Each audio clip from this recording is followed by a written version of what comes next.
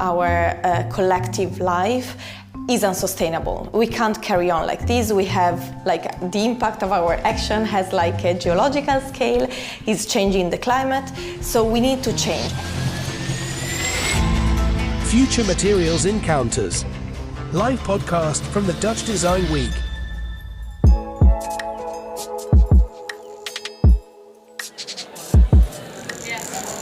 Hello and welcome to the second episode of the Future Materials Encounters.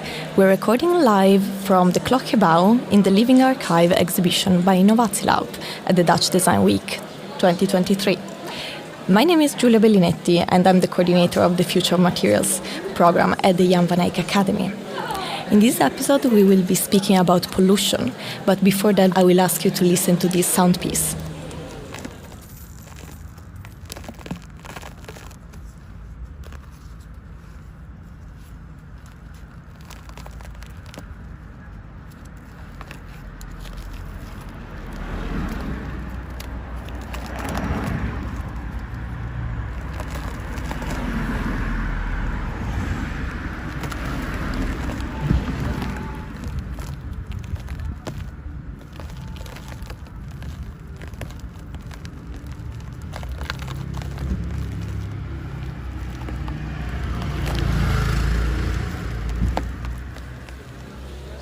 So what we just listened to was a soundscape recorded by the guest who sits just next to me.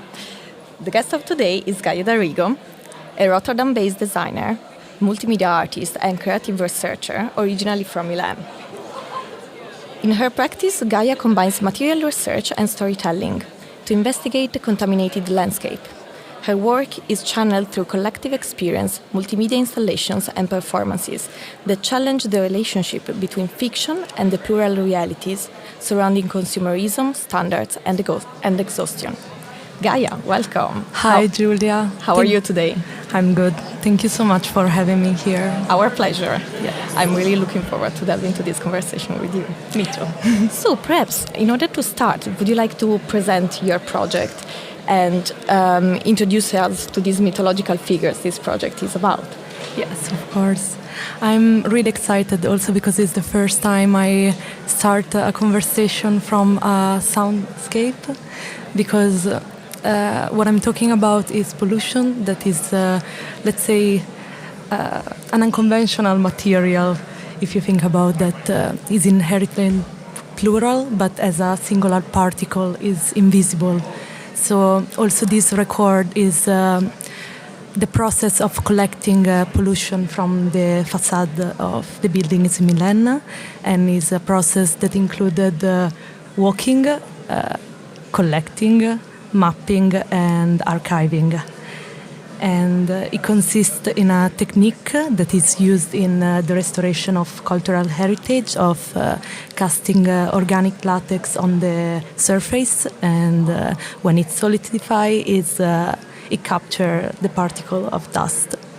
And I found it pretty interesting because also what you heard is the sound of cars of an urban environment, but as well as this rubbery sound of that it seems like the flesh and the skin, and that's why. So the sound we heard was like the peeling. Yes, the peeling from any act as a skin of the city, and from this concept of skin, I start develop an archive, a living archive. And the project is called The Myth of the CiucciaNebbia. I will translate it because me and Giulia are Italian, but CiucciaNebbia means fog sucker, and is a nickname that people from the Alps gives to the Milanese, because when you look from the mountain down to the Po Valley, you just see fog, but it's not fog. It's a mix between fog, that is a natural phenomenon, and a trace of industrial processes and industrial disposal, waste disposal and exhaustion system of cars. And these samples of latex, they became a living archive. They became the body of the CiucciaNebbia. That is a creature that I made that comes at the intersection between the urban environment, the Milanese, and pollution. And the image of the CiucciaNebbia, this image that you have been using, that we have also a sample of this image here, what is that about? So, by walking the street of Milan, if you've been there, like, you can realize that on top of the architraves in the facade, there is this grotesque mask. This mask in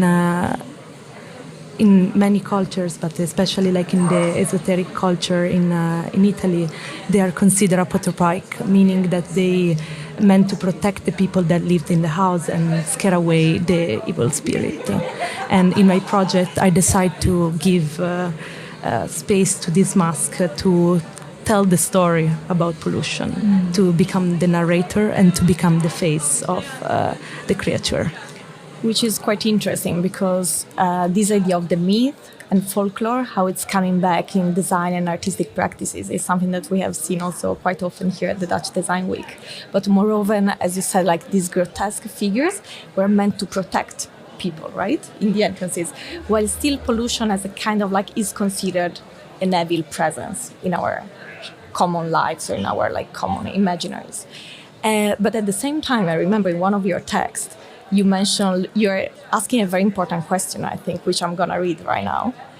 And the question is pollution an external evil entity or a product of internalized cultural myths? And I think like this question you're posing, it's kind of opening up together with your project, together with this living archive, our like perhaps a relation and very complex relation we have with pollution and what pollution is and where it comes from. Would you like to share a bit more where this question comes from? Yes, I think the first question I posed myself, it was, is it pollution, like why pollution is portrayed as an external matter to human body and culture? And it was because I personally felt really alienated from this phenomenon. I was following like reports and despite the current situation of air quality in Milan, it felt it was fading in the background, that I couldn't grasp it, that I was not able to identify with these issues, because pollution is at the end is a mirror of what is happening. It's an archive, and is an archive of the history of the place. In the case of Milan, the industrial history, and it's how human activities, including cultural production, and affect the physical reality and manifest in the material realm. So the project posed the question of what it means to embody this relationship, and as well as assuming the role of an hybrid creator, identifying with one surrounding when this surrounding is toxic. And it helped me at least to find a narrative that I could understand. And to experience as well on your skin, right? Literally. How does it feel to wear the CiucciaNebbia skin? I think, in a certain extent, I was already a CiucciaNebbia. I think whatever is a creator of fiction, but is also a creator that speak about us. Is a part, like the same relation that this creature had with the city is the same relation that I have with the city. And but of course, relationships are different, because in the case of how you experience a city and how you interact with this matter throughout the way we exist, we breathe, we eat, we touch, and it's different, of course, because it depends a lot of what's your living condition, in which part of the city you live, and that's why it was important for me to create this skin out of different samples of the city, because each samples contain information of the area and the people that live there and the history of the place. And for me it was important to wear it to understand what it was. Pretty literal.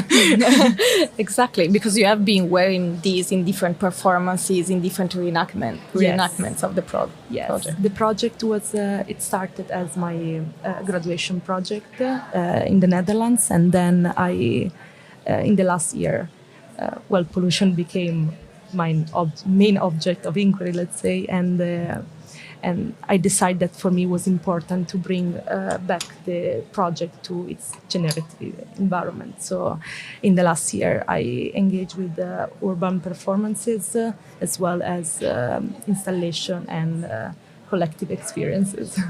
I'm curious, like in the urban performances, how did people react, or also like in performances, how did people react to the presence of the CiucciaNebbia? Because I heard that it has also like quite a smelly presence.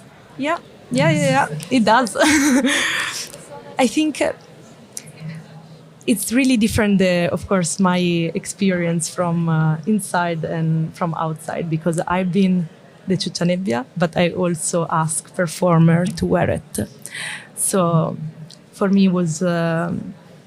it was a different experience, because on one hand, when you're inside, you look at the people and you can see like who is trying to understand it, who is disgusted, who is attracted.